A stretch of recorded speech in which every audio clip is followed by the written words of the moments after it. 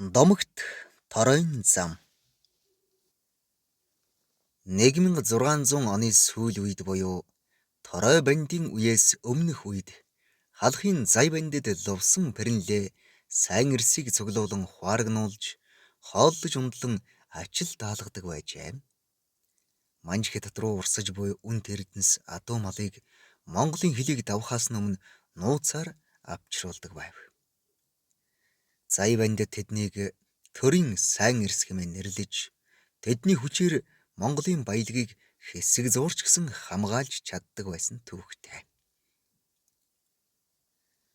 Торой банд хэмээн алдаршсан Нанзад нь 1834 онд одоогийн Даргангийн Будрын чулуу хэмээх газар мэндэлж багвалчир насандаа эцгээс өнчрөн эхийн хамтаар тун тарчигхан амьдарч байхдаа бургасан дуганд шавлин сууж байсан боловч лам багшийнхаа хатуу занг үл твчин дугнаасаа оргожээ. Торой банд хожим төрийн бөөс хэмээх хочтойгоор алдаршиж 1860 оны дунд үед Цахар 8 хошуун төдийгүй халах даяар нэрд гарсан шилийн сайн эр болжээ. Хошуун нутгийнхаа ард олонтой олсон олзоо хуваан харийн худалдаачид ноёд төшмдийн эсрэг тэмцжээ. Торой банд баяд ноёдын адуунаас авсан малаа үгээгүй ядуу хүмүүст тарааж явахдаа адууга таниад ирсэн эзэнд нь Торой бандаас авсан юм гэж хэлж угаарай гэдэг байжээ. Хэрвээ адууч нь адууга буцаагаад аваад явсан байвал нөгөө ноёд төшмдийн адуунаас шилж угаад 20-30-аар нь аваад явчихдаг байжээ.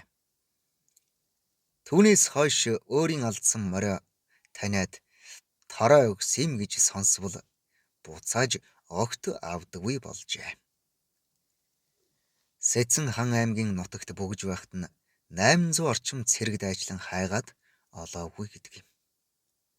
Ядуу ардууд түүний үйл хэргийг хүндэтгэн үнэнчээр нууж чаддаг байв. Торой хэмээх нэр нь говийнхан эр зоргийн мод хэмээдэг Тоорой модны нэртэй төстэй болов. Харин Баяндаг хэмээх нь түүнийг хийдэд шавлин сууж байсан учраас энхүү нэрийдсэн болов хэмээн судлаачид үздэг билээ. Мөн арай өөрөөр тайлбарладаг нэгэн жишээ нь жижигвтер биетэй хүн байсан бөгөөд түүнийг зүгтаад алга болохоор маш хурдан шалмгай байсан гинэ. Торлзож бүртэлзөөд л алга болдог байсан учраас торойх бүртих гэдэг үгнээс үүдэлтэйгээр Торой бандч гэж нэрлэж байсан гэдэг.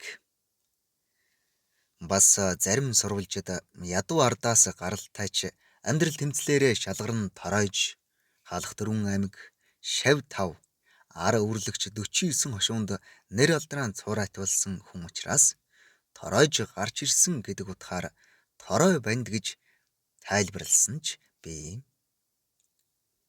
Торойтон гэх 70 гаруй хүн нэгдсэн сайн эрсийн хөдөлгөөн байсан гэдэг.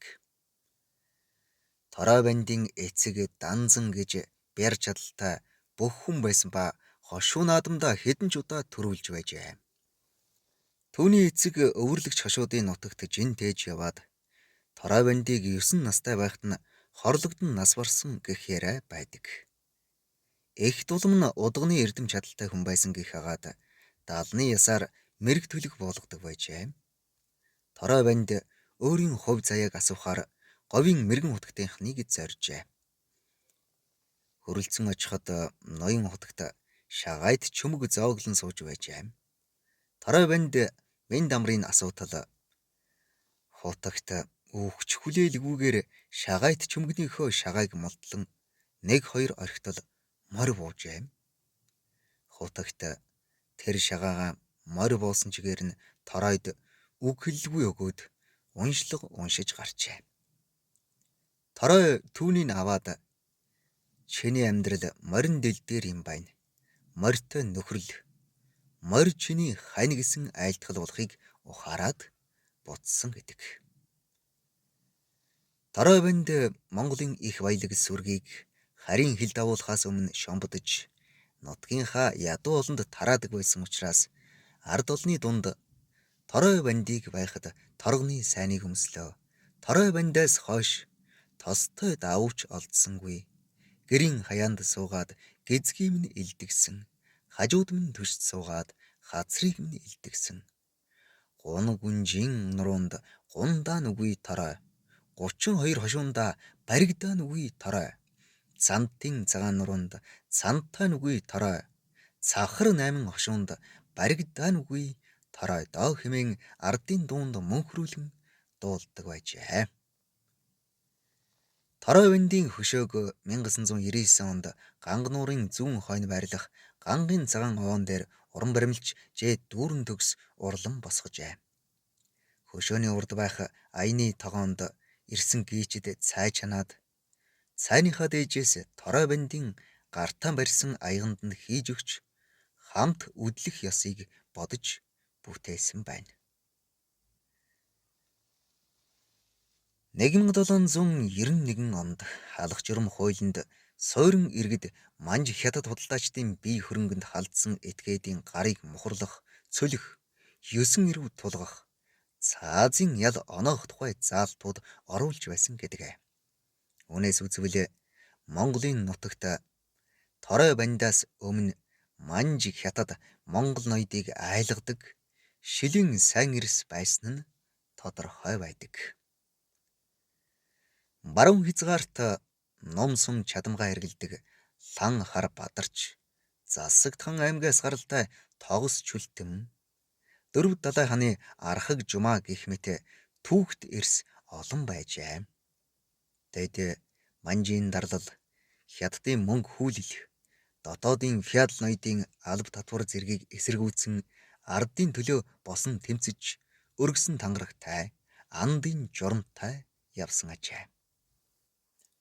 1715 оноос манж нар зүүн гарын хаант улсыг эзлэх болгон эрчимжүүлж, халахын нутгийг түшиц газар болгон цэргийн хүнс унлаг унаа, цэрэг эрс дайчлах ажлыг хийж эхэлсэн ба чанга цааз тогтоон цэрэг дайнд мордохоос дургуйцах, заасан хугацаанаас хождуулах аваас хошуу ноёдын цалин бүнлөг хасах, албат иргэд адуу малыг хураах, эхнэр хүүхдийн цөлөх, ноёд энгийн ард айлн боловч саад учруулсан бол цаазаар авах хүртэл шийтгэл ноогдуулж эхэлсэн байна. Хаалхын ноёд манжийн бодлогыг нэлээд эсэргүүцдэг байсан жишээ олон байдаг ба 1730-аад оны сүүлээр Сэцэн хан аймагт манжин эсрэг гарсан хөдөлгөөн бий. Тус аймгийн нутагаас 3000 зэрэг татагдсны 1800 гэдрэг буцаж эсэргүүцжээ. Манжин зэргийн хүнсийг замаас нь булаах дээрэмт үзэгдэл нэлээд гардаг байв.